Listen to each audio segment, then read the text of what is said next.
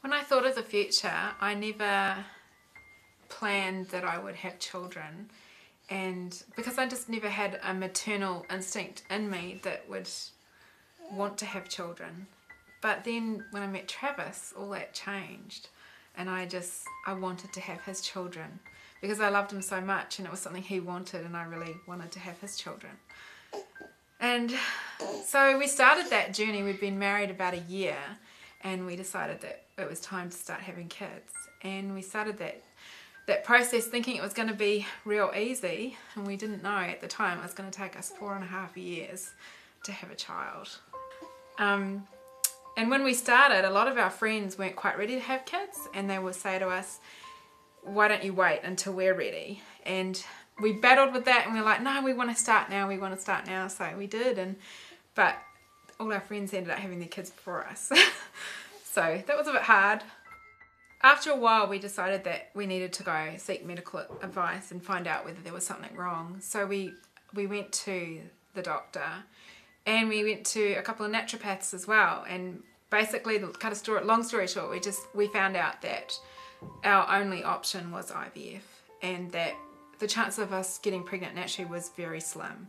So we found out that we had a 28% chance of getting pregnant by using IVF, which apparently was very good compared to trying naturally. But if we used IVF, we had a 2-year waiting list, and we would only get the first attempt for free through the government, and then after that it was $11,000. And when we found all this out, it was just really devastating for us. We just never thought that this would happen to us, and we found it hard because so many of our friends it was just naturally would happen, and it just didn't happen for us. I had like a lot of issues with God over it. I was quite angry with God about it because it was something we desperately wanted, and it was a prayer that wasn't being answered. And I would constantly ask God, if you have the power to do something, why can't you do something about it? And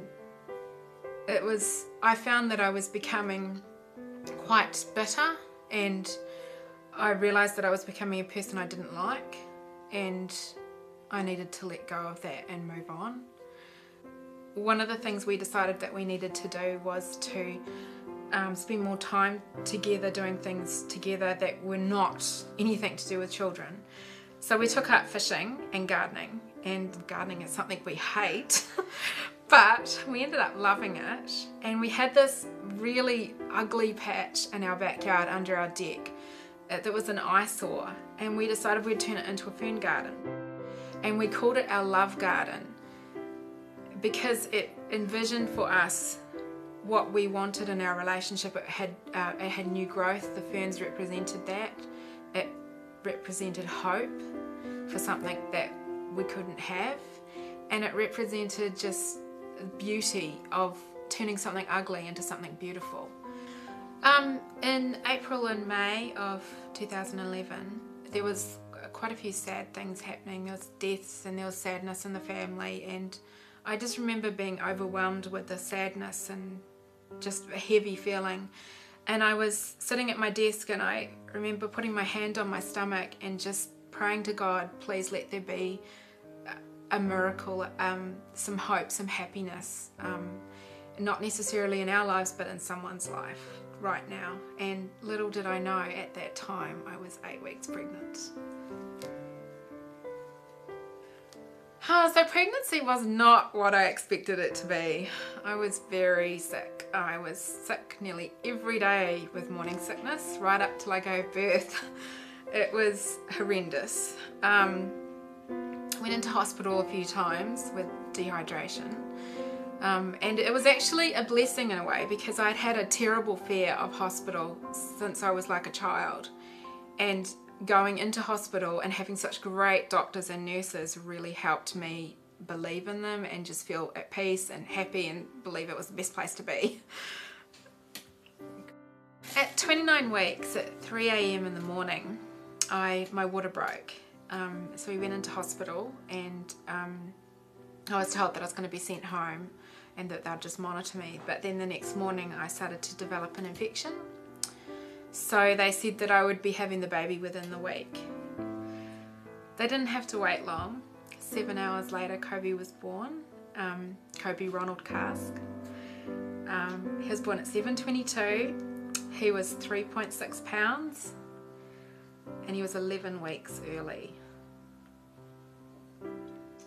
He had numerous problems, most of them I can't even pronounce, of things that were wrong with him.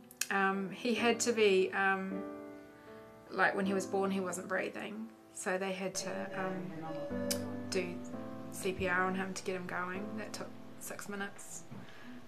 He had trouble breathing and he had to be on a ventilator, like had to be ventilated for 24 hours, and they had to put a tube down his throat so he could breathe.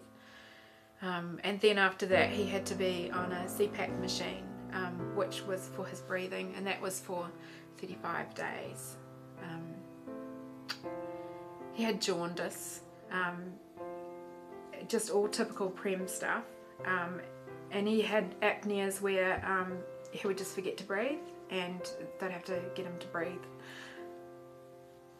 It was a very stressful time for us both. We didn't know whether he would live, and we found it hard. But we had awesome church family, and we had awesome friends and family. Our family just rallied around us and really helped in a really difficult time, and sent us so many messages of love and support, and text messages, and would leave gifts for us on our doorstep. So when we came home from being at the hospital all day, really late at night, there'd be something waiting for us on the doorstep, which was just beautiful. And in one of our darkest moments, where we just thought we were going to lose him, a friend sent us a text that really inspired us and helped us to keep going. And in that text, he just said about how that we should focus on each other and leave Kobe to God, and focus on loving each other and caring for each other. That Kobe was in God's hands, and that leave the worrying of Kobe to God. And it was just really magical, because I would read that every day, and that's what kept me going, because I would just be so worried that I was going to lose him, and we would just focus on that, and it really got us through. Kobe was in hospital for 8 weeks, and then he came home after 8 weeks, just before Christmas, just in time for Christmas, which was really special. He wasn't due to be born till January, so that was pretty special. We still had some problems, like with reflux. He had to go back into hospital. He stopped breathing a few times and we had to rush him to hospital, but we got there in the end, and he's doing really well now. He's putting on weight and he's getting bigger, and he's looking really good, and life is so different. Travis and I have really grown through this. We've become closer as a couple, and our love for each other has grown tremendously, and it now has grown even bigger because Kobe has come into our circle of love, which is really, really magical and beautiful how that happens. We feel so overwhelmed by our double miracle that God has given us. I'm constantly reminded every day when I look at Kobe's beautiful smile of the gift that God has given us, and that he does answer those big impossible prayers, that he does have the power to answer them, and he does answer them. When we think about the future, we get excited about all the things we're going to do with Kobe, like going to the beach, going to the zoo, seeing the world through his eyes, and taking him to church. I can't wait to do that. God's timing has really been perfect in our lives.